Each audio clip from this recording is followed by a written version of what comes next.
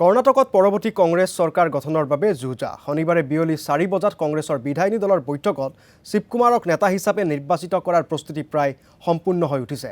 সকলো বিধায়কক শনিবাৰে বাংগালুৰুত উপস্থিত থাকিবলৈ নিৰ্দেশ দলীয় নেতৃত্বৰ। ইয়াৰ পূৰ্বেই শুকুৰবাৰে কংগ্ৰেছৰ হাইকমাণ্ডক সাক্ষাৎ সম্ভাৱ্য মুখ্যমন্ত্ৰী ডি.কে. শিৱকুমাৰৰ।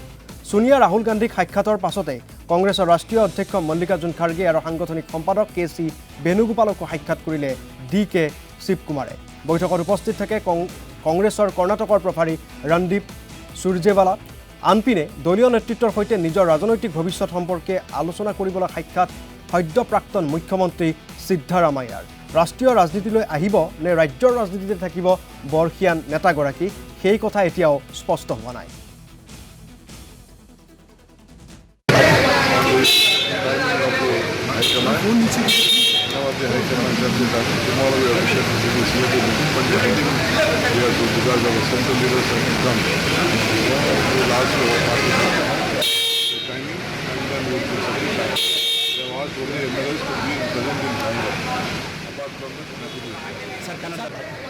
কৰ্ণাটকত পৰৱৰ্তী কংগ্ৰেছ চৰকাৰ গঠনৰ বাবে যুঁজা চলিছে। কোন হ'ব কংগ্ৰেছৰ পৰৱৰ্তী মুখ্যমন্ত্ৰী কৰ্ণাটকত, যিহেতু ইতিমধ্যেই সদ্য প্ৰাক্তন মুখ্যমন্ত্ৰী সিদ্ধাৰামায়াই পদত্যাগ কৰিছে আৰু তাৰ পাছতে কংগ্ৰেছৰ বিধায়িনী দলৰ বৈঠকত শিৱকুমাৰক নেতা হিচাপে নিৰ্বাচন কৰাৰ প্ৰস্তুতি প্ৰায় সম্পূৰ্ণ হৈ উঠিছে। ইফালে সকলো বিধায়কক শনিবাৰে বাংগালুৰুত উপস্থিত থাকিবলৈ নিৰ্দেশ দিছে দলীয় নেতৃত্বই। ইয়াৰ পূৰ্বে শুকুৰবাৰে কংগ্ৰেছৰ হাইকমাণ্ডক সাক্ষাৎ সম্ভাৱ্য মুখ্যমন্ত্ৰী ডি.কে.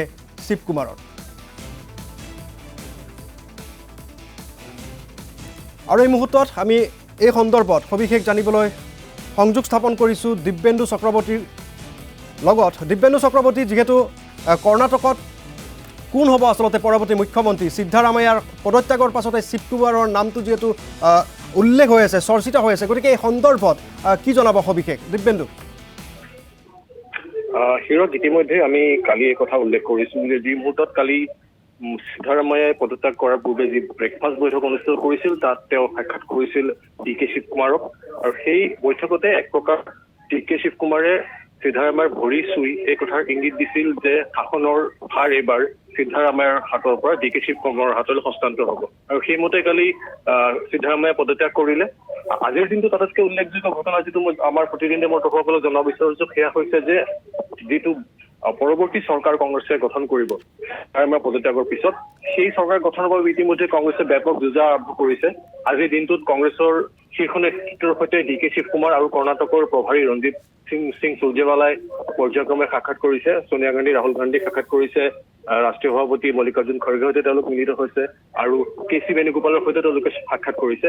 তাৰ পিছত যিটো বৈঠকৰ অন্তত ডি.কে. শিৱকুমাৰে ওলাই সাংবাদিকৰ আগত এই মন্তব্য কৰিছে যে কাইলৈ বিয়লিৰ ভাগত কংগ্ৰেছ বিধায়িনী দলৰ বৈঠক হোৱাৰ সম্ভাৱনা আছে আৰু কংগ্ৰেছৰ 135 গৰাকী বিধায়ক যিসকল বিগত নিৰ্বাচনত জয়ী হৈ আহিছিল সেই আটাইকেইগৰাকী বিধায়কক কালিৰ দিনটোত বেংগালুৰুত উপস্থিত থাকিবলৈ অনুৰোধ জনোৱা হৈছে।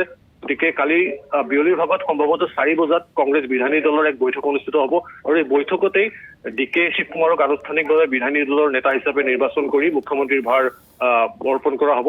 আৰু এই পৰৱৰ্তী 3-4 দিনৰ ভিতৰতে শপত গ্ৰহণ অনুষ্ঠান সম্পৰ্কৰ সম্ভাৱনা আছে। কিন্তু কাইলৈৰ দিনটোত মূলত ডি.কে. শিৱকুমাৰৰ মুখ্যমন্ত্ৰী হোৱাৰ বাটটো একেবাৰে মুকলি হৈ পৰিব আৰু তেখেতক বিধায়িনী দলৰ নেতা হিচাপে সৰ্বসন্মতিক্ৰমে নিৰ্বাচন কৰা হ'ব।